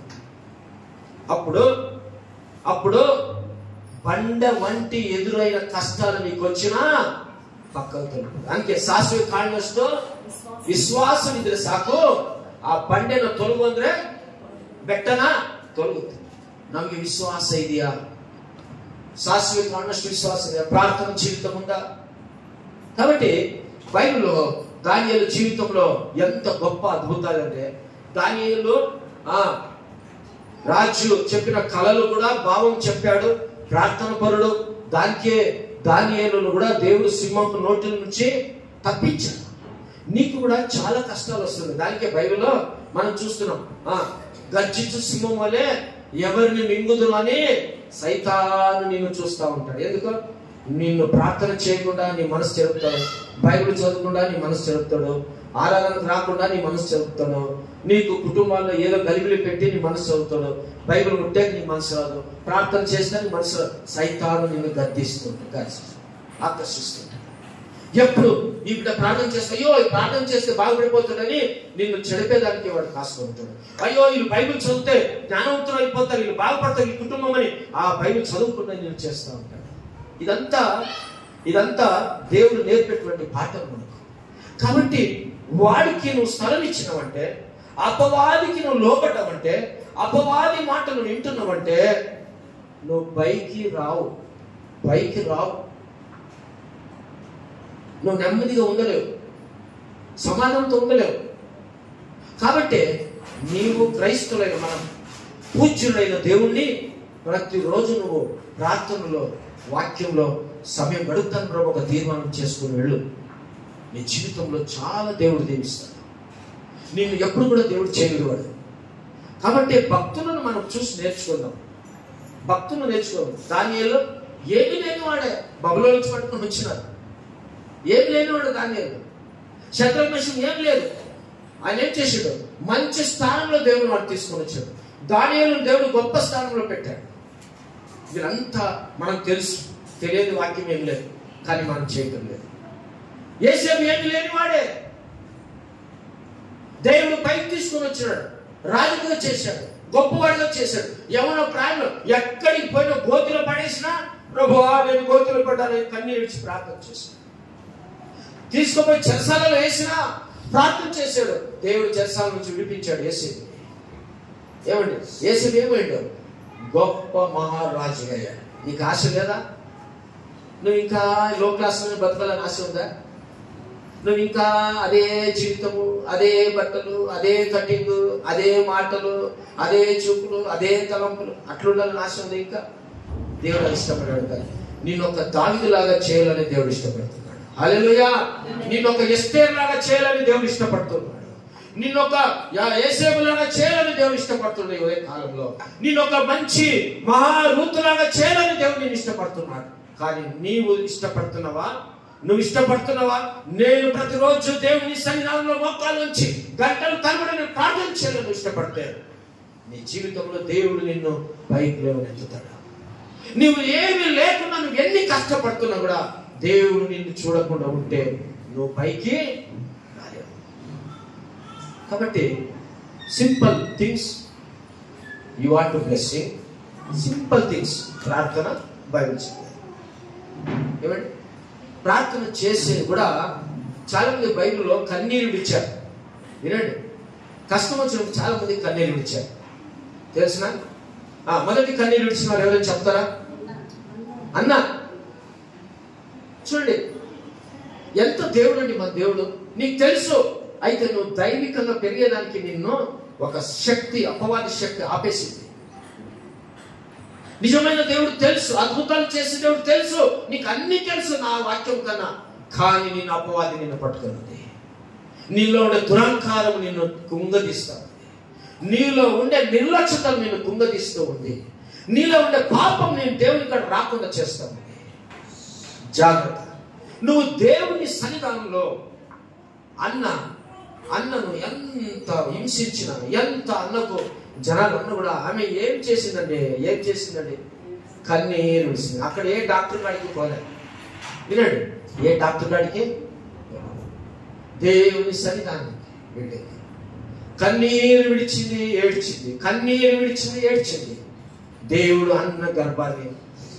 నేను ఎందుకు ఈ మాట చెప్తున్నానంటే, కన్నీరు విడిచిన వారు ఎప్పుడు కూడా దేవుని సన్నిధానంలో నష్టపోలేదు బైబిల్లో. ఆమేన్. కన్నీరు విడిచి ప్రార్థన చేసిన వారు ఎప్పుడు కూడా దేవుని సన్నిధిలో నువ్వు ప్రతిరోజు నీ ఇంటిలో వెళ్ళి, నువ్వు గదిలో వెళ్ళి, నువ్వు మొక్కలు వచ్చి కన్నీరు విడిచు, నువ్వు ప్రార్థన చేయి. నేను ఒక మాట మీకు చెప్తున్నా, నీ జీవితంలో ఎప్పుడు కూడా నిన్ను దేవుడు తల ఉంచుతాడు కానీ, నిన్ను దేవుడు ఆశీర్వదిస్తాడు కానీ, దేవుడు నిన్ను గొప్ప ఆశీర్వాదం నింపుతాడు కానీ, ఎప్పుడు నేను దేవుడు నీకు తోకగా ఉంచాను. Communication problem, you are not getting bless. అంతే, ఏం లేదు. నీకు బ్లెస్సింగ్ లేదు, నీకు దేవుని వద్ద కమ్యూనికేషన్ లేదు. బిజీ. ఆ మాట తీసేయండి. యేసు ప్రభులో బిజీ ఉంటాం. హల్లెలూయా. ప్రభువు కాడ మనం కొద్దిసేపు బిజీ ఉంటాం. అప్పుడు నువ్వు ఎంత బిజీ చెప్పినా నో ప్రాబ్లం. నాకు అందరూ యోనను నేనನ್ನ ನಿನ್ನ ಅಯ್ಯೋ ಫುಲ್ಲು ಕಷ್ಟ ಫುಲ್ ಬೆಳಗ್ಗೆಯಿಂದ 4 ದಿನ ಬೆಳಗ್ಗೆ ಹೋಗಿ ಸಾಯಂಕಾಲ ತಿರುಗಿ ಎಲ್ಲ ಮೈಕೈ ನೋಡ್ತಿದೆ, ತುಂಬಾ ಇದಾಗಿದೆ, ತುಂಬಾ ಬಿಸಿ. ಅದೇ ನೀವು ನನಗೆ ಆಯ್ತು ಸರ್ ನೀವು ಇಷ್ಟು ಬಿಸಿ ಆದ್ರಲ್ಲ, ಮತ್ತೆ ನೀವು ದೇವ್ರ ಹತ್ರ ಬಿಸಿ ಇದ್ರ ಅಂತ ಕೇಳಿದ್ರೆ ಖಂಡಿತ ನಾನು ಇದ್ದೇಪ್ಪ ಅಂತ. ಅದೇ ಮಾತು ನಾನು ರಿವರ್ಸ್ ಕೇಳಿದ್ರೆ, ಅದೇ ಮಾತು ನಾನು ರಿವರ್ಸ್, ನೀವು ದೇವ್ರ ಜೊತೆ ಬಿಸಿ ಇದ್ರ, ನೀವು ದೇವಸ್ಥಾನದಲ್ಲಿ ಮೊಣಕಾಲು ಉಳಿದ್ರ, ಬೈಬಲ್ ಕನಿಷ್ಠ 1 ಗಂಟೆ ದೇವ್ರ ಹತ್ರ ಸಮಯ ಕೊಟ್ಟಂತೆ ನಾನು ಅದೇ ಕೇಳಿದ್ರೆ ಅನುಭವ ಇಲ್ಲ ಅನ್ಬೋದು. ಅದು ನಿಮಗೆ ಬಿಟ್ಟಿದ್ದು, ದೇವ್ರಿಗೆ ಬಿಟ್ಟಿದ್ದು. ನಾವು ಮನುಷ್ಯರನ್ನ ಮೆಪ್ಪಿಸ್ಬೋದು, ದೇವರು ನಮ್ಮನ್ನೆಲ್ಲ ನೋಡ್ತಾ ಇದ್ದಾರೆ. సో అన్న కన్నీరు విడిచింది, అద్భుతాలు చూసింది. ఒక కుమారుడే దేవునికి ఇచ్చింది, ఇంకా అనేక కుమారులు నన్న. రెండు బైబిల్లో కన్నీరు విడిచిన వారు ఇంకా ఎవరైనా ఉన్నారా? యేసు ప్రభు కన్నీరు విడిచారు. ఇంకా ఎవరైనా బైబిల్లో కన్నీరు విడిచి ప్రార్థించిన వారు, దేవుని కాడ మొరపెట్టిన వారు? హిందీలో హిజ్కియా. గుడ్. హిజ్కియా ఎందుకు కన్నీరు విడిచాడు? మరణకరమైన వ్యాధి వచ్చింది, మరణకరమైన రోగం వచ్చింది. ఏం చేశాడు హిజ్కియా? దేవుని సన్నిధానంలో ఒంటరిగా పోయాడు. అయ్యో గోడకెళ్ళి తిరిగాడు, కన్నీరు విడిచి ప్రార్థన చేశాడు, ప్రార్థన మొదలు పెట్టాడు. ప్రభువా, నేను ఒక కాలంలో ఎంత భక్తితో ఉంటే, ఎంత ప్రయత్నం, ఎటువంటి వాడినో నీకు తెలుసు కదా, నాకెందుకు ఈ రోగం, నాకెందుకు ఈ రోగం, నాకెందుకు ఈ మరణ శిక్ష? ప్రభు కాడ ఏడ్చాడు. లాస్ట్ లో ఏం విడిచాడు? కన్నీరు విడిచాడు అని మనం బైబిల్ 2 రాజులు 23:6 చూస్తున్నాం. టైం లేదు కాబట్టి చెప్తున్నాను. కన్నీరు విడిచాడు హిజ్కియా. నువ్వు ఎన్నిసార్లు ఏడ్చావు? నువ్వు ఎన్నిసార్లు ఏడ్చావు ప్రభు కాడ? మనుషుల కాడ ఏడుస్తావు, డాక్టర్ల కాడ ఏడుస్తావు, అనేకుల కాడ ఏడుస్తావు.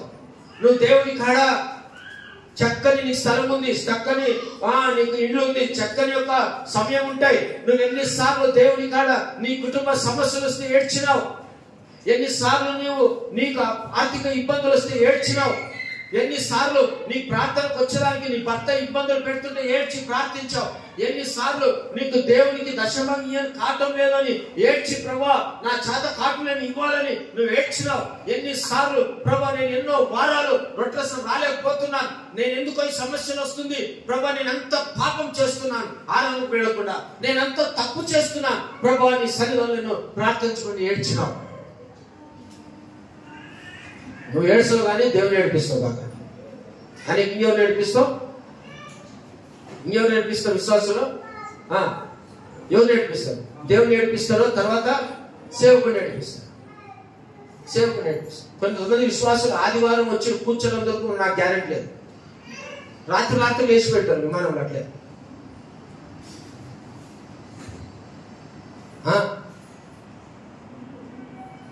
నేనే ఇంత అనుకుంటే దేవుడు ఎంత అనుకుంటాడు? ఒక వారం నుంచి ఒక వారం వస్తూ, 2 వారం నుంచి ఒక వారం వస్తూ, ఆయన సన్నిధానంలో నువ్వు ప్రతి వారం మొదటి రోజు మొదటి స్థానం ఇవ్వాలి ఆరాధనకు. ఏదో అఫ్కోర్స్ సీరియస్ ఉంది, అనారోగ్యం ఉంది, చాలా నా పనిలో కష్టం ఉంది అనంటే దేవుడికి తెలుసు. నీకేం తొందరగా మేమేం అనుకో తెలుసు. ఎంతో మంది అన్నెసెసరీగా చిన్న చిన్న విషయాలు, అప్పుడే ఆదివారమే టూర్లు, రేపు ఆదివారం ఉంది పక్కకు చెప్పొచ్చు కదా, కుటుంబస్తులు చెప్పొచ్చు కదా, లేదా ఆరాధన ఉంది దేవుని బల్లకు నేను వెళ్ళాలా, నీ కుటుంబస్తులు చెప్పొచ్చు కదా, నేను రొట్టెసానికి పోవాలా, నా దేవుడి కాడికి పోవాలా, నేను ఆయనను ఆరాధించుకుంటే ఈ వారం అంతా నాకు కష్టమే అని చెప్పొచ్చు. ప్రియ దేవుని బిడ్డలారా, కాబట్టి మనం ఫెయిల్యూర్ అవుతున్నది ఇటువంటి చిన్న చిన్న విషయాలను దేవునికి ఫెయిల్యూర్ అవుతాం. చెప్పండి, ఇచ్చికి ఏం చేస్తున్నాడు? కన్నీరు విడిచాడు, ఏడ్చినాడు. దేవుడు ఇచ్చినాడా? ఏడ్చిన దానికి దేవుడు ఏమైనా ఉత్తరం ఇచ్చాడా లేదా? ఏమి ఇచ్చాడు? 15 సంవత్సరాలు దేవుడు ఆయుష్యం పొడిగించాడు. ఒకప్పుడు హిజ్కియా పెందల కాడని లేచేవాడు. రాజుల గ్రంథం చూస్తున్నాడు, తను రాజుగా ఉన్నప్పుడు ఆయన ఏం చేశాడు? పెందల కాడని లేచాడు. హిజ్కియా ఏం చేశాడు? ఊరి వారిని అందరిని పిలుచుకొని పోయాడు. బావి కాడ దేవుని కాడ ఆయన ప్రార్థించేవాడు.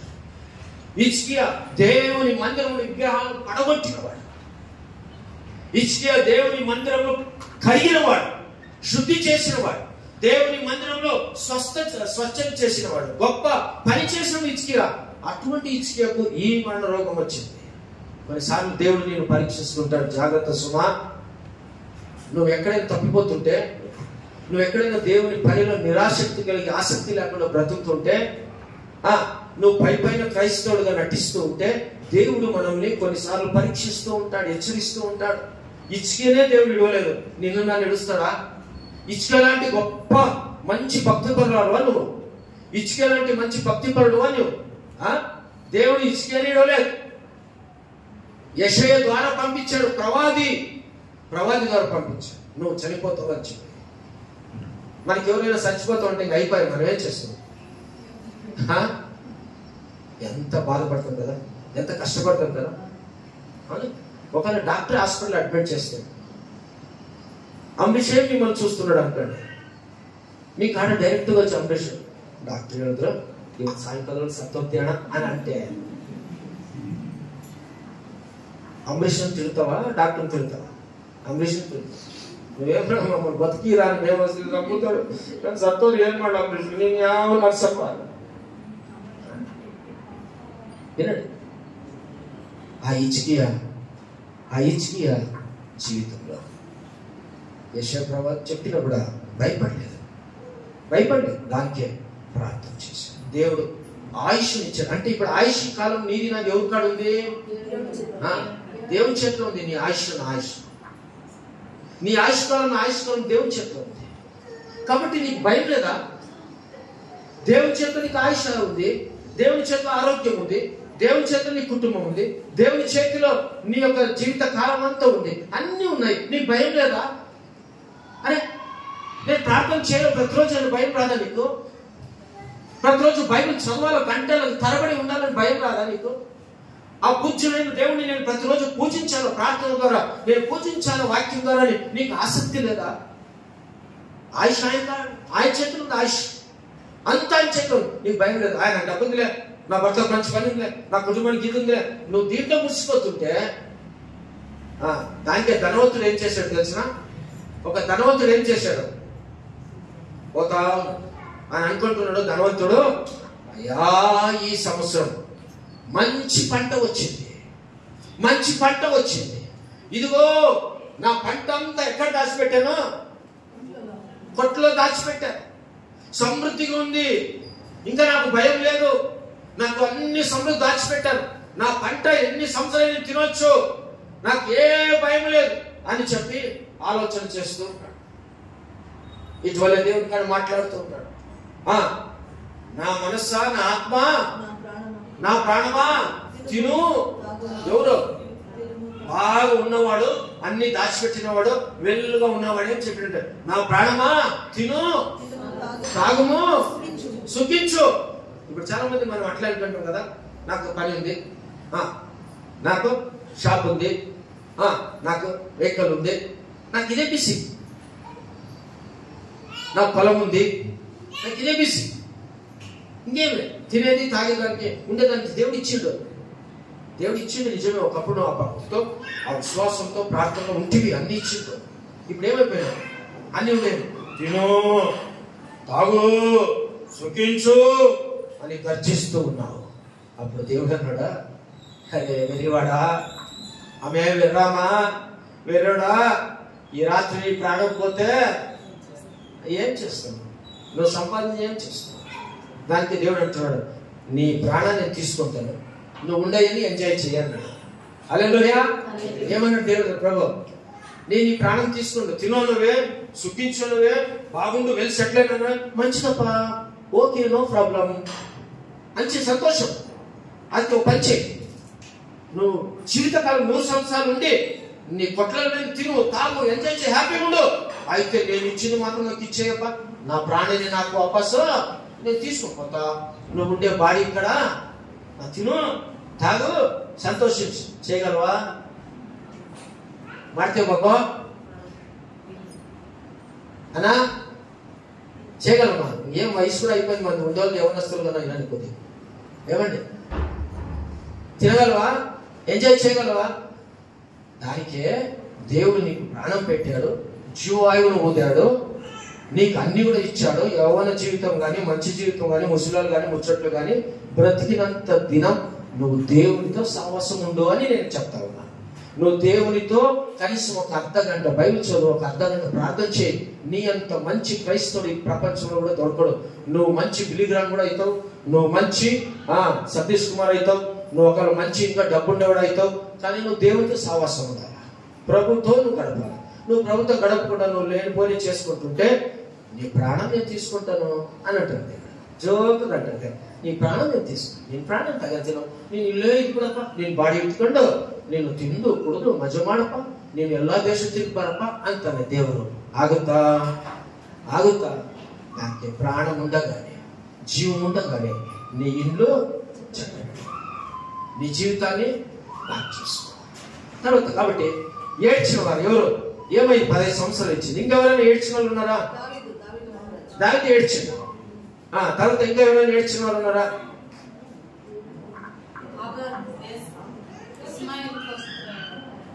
రైట్. హాగర్ ఏడ్చింది. ఎవరు ఏడ్చినారు? హాగర్ ఏడ్చింది. అదొక మాట చదివిపిస్తాను ఎందుకంటే తెలియదు కదా. దయచేసి 2వ ఆదికాండం 21వ అధ్యాయం 16వ వచనం. ఆదికాండం 21వ అధ్యాయం 16వ వచనం. ఈ పిల్లవాని చావు నేను చూడలేను అనుకొని ఏమంట? ఎక్కడికి వెళ్ళింది? దూరము వెళ్ళి అతని ఎదురుగా కూర్చున్నది. ఆమె ఎదురుగా కూర్చుని వెలుగెత్తి ఏడ్చెను. దేవుడు చిన్నవాని మొరను వినెను. పిలిచి, హాగరు నీకేం వచ్చినది? భయపడకము.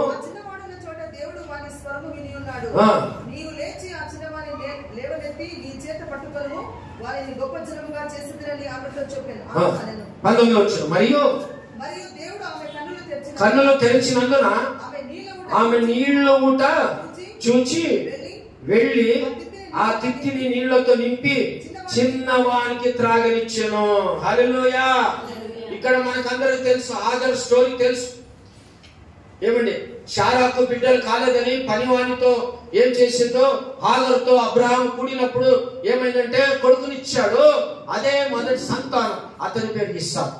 ఇప్పుడు ఏమైందంటే ఇంట్లో ఉన్నంత సమయంలో ఉన్నారు కానీ ఇప్పుడు ఏమైందంటే ఆ శారాకు ఆమె మీద కడుపు వచ్చారు పంపమని చెప్పి అబ్రహాం ఏం చేశాడు, ఆగరుని కుమారుని ఇస్సాకును పంపినాడు. ఇస్మాయిల్ పంపినారు. ఇప్పుడు వీళ్ళిద్దరూ పోతున్నారు. ఎక్కడ పోతున్నారు? మంచి మంచి మరుభూమిలో పోతున్నారు. ఇసుక ప్రదేశంలో నీళ్లే ఉండవు, అస్సలు నీళ్ళు దొరకవు. నీళ్లు లేకుండా ఇసుకలో నడిచిన వాడు చచ్చిపోయినట్లే. ఎందుకో వేల కొలది మైళ్ళు నీళ్లు దొరకవు. అంజూరపు చెట్టు ఉంటుంది, దాన్ని తినొచ్చు తప్ప ఇంకా వేరే ఏమీ దొరకదు. ఎందుకంటే నేను ఉండి చూసినాను కాబట్టి. పిల్లరా, ఇప్పుడు ఏమైపోయిందంటే అబ్రహాము పోయేటప్పుడు తన ప్రియమైన ఆగరికి నీళ్లు ఇచ్చి పంపాడు. ఆమె నీళ్లు తీసుకొని కుమారుని తీసుకొని ఇస్మాయిల్ పోతున్నప్పుడు నీళ్ళు అయిపోయాయి. ఇప్పుడు నీళ్ళు అయిపోతే ఫోన్ చేసిందా అబ్రహాంకి, అబ్రహాము నువ్వెంతో నన్ను ప్రేమించావు, నువ్వు ఇచ్చి నీళ్ళు అయిపోయిందయ్యా, నాకు నీళ్ళు తీసుకోవాలని ఫోన్ చేసిందా? అసలు పోను వాట్సాప్, ఈమెయిల్, ల్యాండ్ ఫోను. సరే ఏడాడు అంగడి ఉంది, అప్పుడు బిస్లరీ బాటిల్ కెళ్ళినే కావాలి, ఆ బాటిలే కావాలి. ఉందా? ఏం చేయాలి ఇప్పుడు? చచ్చిపోవాలంటే ఏం చేయాలి ఇప్పుడు? నీళ్లు లేవు. కుమారుడు తర్వాత ఆగరు ఇస్మాయిల్ చనిపోవాలి. ఇప్పుడు వారికి ఉన్నటువంటిది ఒక్కడే. ఎవరు? సర్వ సృష్టికర్త అయినటువంటి ప్రభు అయినటువంటి రాజాది రాజు అయినటువంటి దేవుడు ఒక్కడే ఆగరికి ఇస్మాయిల్ ఉన్నాడు. దానికి చూడండి, ఎవరి మీద డిఫెండ్ అయ్యింది? ఎవరి మీద డిఫెండ్ అయ్యిందండి? దేవుని మీద డిఫెండ్ అయ్యింది.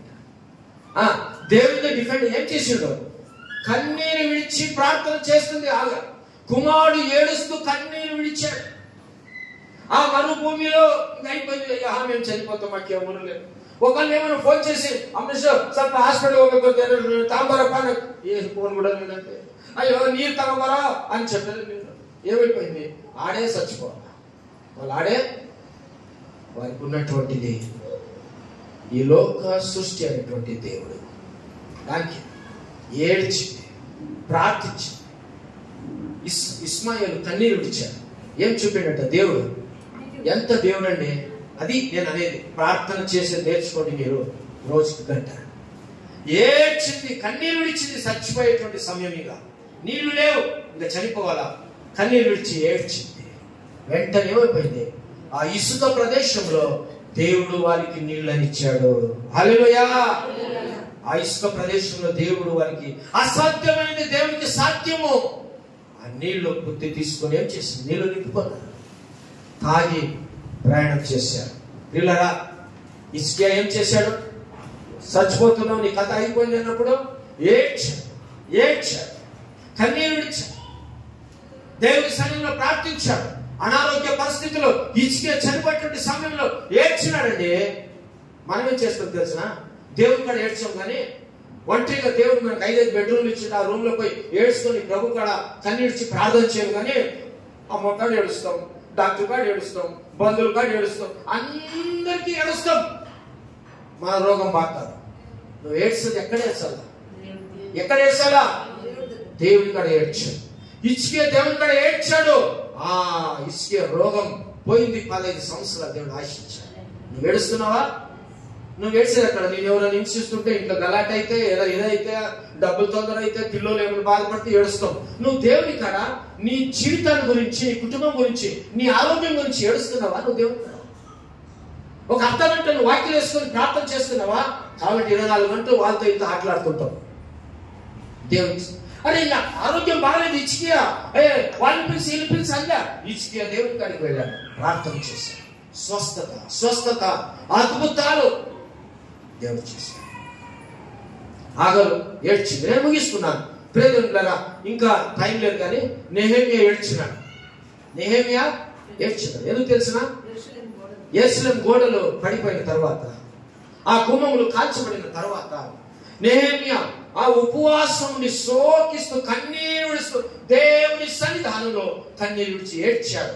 ఏడ్చిన వెంటనే అర్థశాస్త్రస్తు రాజుని కాడికి వెళ్ళాడు నెహెమ్యా.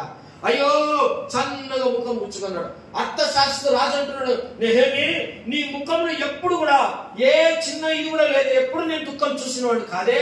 నెహెమ్యా నువ్వేమో దుఃఖిస్తున్నావు అన్నప్పుడు, నేను నా కోసం దుఃఖించడం లేదు. ఇదిగో నా పితృవుల యొక్క గోడలు పడిపోయాయి, నా పితృవుల గుమ్మములు కాలిపోయాయి. ఇదిగో నేను పోయేదానికి అక్కడ పోయి నా పితృలు రక్షించుకోవాలా, చెరసాలో ఉన్నా, నేను గోడలు కట్టి ఏడ్చినాడు, ప్రార్థన చేశాడు. ఉపవాసుడు వారి పాపాల గురించి ఒప్పుకున్నాడు నెహెమ్యా. ఈరోజు నీవు నీ జీవితంలో ఎప్పుడైనా నీకు ఎన్నో అవకాశం దేవుడు ఇచ్చాడు, నువ్వు ఏడ్చావా? ఏడ్చావు, కన్నీరు విడిచి నువ్వు ప్రార్థన చేసావా? నీ ఇంటిలో నువ్వు కన్నీరు విడిచి నీ మందిరంలో ప్రార్థన చేసావా? నువ్వేడ కన్నీరు ఇస్తావు, దేవుని కన్నీరు ఇప్పిస్తావు. అంత యేసును ఏడుస్తుంటావు నాన్న చూసి, నా కుమార్తె ఇట్లా అయిపోయిందే, నా కుమారుడు ఇట్లా అయిపోయాడే, పాపంలో పడిపోయాడే, ప్రార్థన జీవితం లేదు వీళ్ళకు. వీళ్ళకి నేను పని ఇచ్చిన, వీళ్ళకి నేను ఉద్యోగం ఇచ్చిన, వీళ్ళకి నేను డబ్బు ఇచ్చిన, వీళ్ళకి నేను సంఘం ఇచ్చిన, వీళ్ళకి గొప్పగా దీవించిన, వీళ్ళకి కాల్చిన అన్ని ఇచ్చిన, ఈ మధ్యలో తప్పిపోయాడే, వీళ్ళు నా కాడ ఏడ్చడం లేదే, వీళ్ళు నా కాడ బాధపడటం లేదే. దేవుడు నన్ను నిన్ను చూసి ఏడుస్తుంటాడు, కానీ నువ్వు దేవుని కాడ ఏడ్చావు కాబట్టి దేవుడు నన్ను నిన్ను చూసి ఏడుస్తుంటాడు. మరి దేవుని ఏడిపిస్తావా, లేకపోతే నువ్వు ఏడ్చి దేవుని కూడా అన్ని ఆశీర్వాదాలు పొందుకుంటావా? హల్లెలూయా. ఏం చేస్తావు? దేవుని ఏడిపిస్తావా, లేదా నువ్వు ఏడ్చి దేవుని కూడా అన్ని ఆశీర్వాదాలు పొందుకుంటావా? అన్ని ఆశీర్వాదాలు పొందుకుంటావా? ఈ రోజు అన్ని ఆశీర్వాదాలు. దేవుని స్తోత్రం. కాబట్టి ఇప్పుడు దేవుని బిడ్డలారా, నెహెమ్యా ఏడ్చాడు, అద్భుతంగా గోడలు కట్టాడు. ఎన్ని రోజుల్లో? 52 రోజుల్లో గోడ కట్టాడు. ప్రియ దేవుని బిడ్డలారా, ఎందుకంటే క్రైస్తవులు అనుకున్నాం మనం, క్రిస్టియన్ అనుకున్నాం మనం, యేసు ప్రభు నమ్ముకున్నాం మనం. మన చేతిలో ఉందండి మన ఆరోగ్యం, మన చేతిలో ఉందండి మన డబ్బు సంచి, మన చేతిలో ఉందండి మన కుటుంబం, మన చేతిలో ఉందండి మన యొక్క సమస్యలు. వీటన్నిటిని జయించాలంటే పొద్దునే అప్పుడే వాక్యం చూసాం. ఏం చూసామో? యేసు ప్రభు ఏం చేశాడు? మబ్బుండగానే ఆయన పెందల కావాలని లేచాడు, కొండకు వెళ్ళాడు, ప్రార్థన చేశాడు. దావీదు సాయంకాలం, మధ్యాహ్నం, రాత్రి ఆయన దేవుని సన్నిధానంలో రాజు ఉండి ప్రార్థన చేశాడు. ఏడ్చి ప్రార్థన చేసిన ఆధారకు నీళ్లు ఇచ్చాడు. ఏడ్చి ప్రార్థన చేసిన హిజ్కియా ఆరోగ్యం ఇచ్చాడు, 10 సంవత్సరాల ఆయుష్ ఇచ్చాడు. ఏడ్చి ప్రార్థించినట్టు నెహెమ్యా జీవితంలో గొప్ప 5 గోడలు కట్టాడు. ఏడ్చి ప్రార్థించినటువంటి మరి ఆ ఆగారు తన కుమారుడికి దేవుడు ఆ ఇసుక భూమిలో, అరబీ కంట్రీలో నీళ్లు ఇచ్చాడు. ఈ రోజు నుంచి ఒక తీర్మానం చేసుకుందాం. నువ్వు ఊరంతా జనాలు చూస్తే ఏడుస్తే ప్రయోజనం లేదు. నువ్వు దేవుని కాడ ఏడ్చు, దేవుని కాడ ఏడ్చు. నువ్వు గదిలోనికి వెళ్ళి తలుపు వేసుకో, ప్రార్థన చేసుకో, ప్రార్థించు. దేవుడు నీ జీవితాన్ని ఆశీర్వదిస్తాడు. ఈ రోజు నుంచి లైఫ్ చేంజ్ చేసుకోండి. ఈ రోజు నుంచి లైఫ్ లో మార్పు చెందండి. ఈ రోజు నుంచి నీకు ఏ సమస్య ఉందో నాకు తెలియదు, నీకు ఏ రోగం ఉందో నాకు తెలియదు, నీకు ఏ ఆత్మీయం ఉందో తెలియదు. నీ చేతిలో ఉంది నీ జీవితం, నీ చేతిలో ఉంది నీ యేసు ప్రభు నిన్ను ప్రేమిస్తున్నాడు. ఆ యేసు ప్రభు ప్రేమించి ప్రాణం రక్తం కార్చినాడు, లేచి పరలోకమున్నాడు. ఆ యేసు నీ కోసం విజ్ఞాపన చేస్తున్నాడు. ఆ యేసు ప్రభు కాడికి నువ్వు వచ్చినావు కదా, ఆయన దేవుని రక్తం నువ్వు తీసుకో, నువ్వు ఇంటికి వెళ్ళు, నువ్వు ప్రతి వారం అంతా ఏడ్చు, అతను నువ్వు ప్రార్థన చేయి. దేవుడు నిన్ను బహుగా ఆశీర్వదించి వచ్చే వారంలో నువ్వు నిలబడి సాక్ష్యం చెప్తావు. అంత అద్భుతాలు దేవుడు నీకు చేస్తాడు.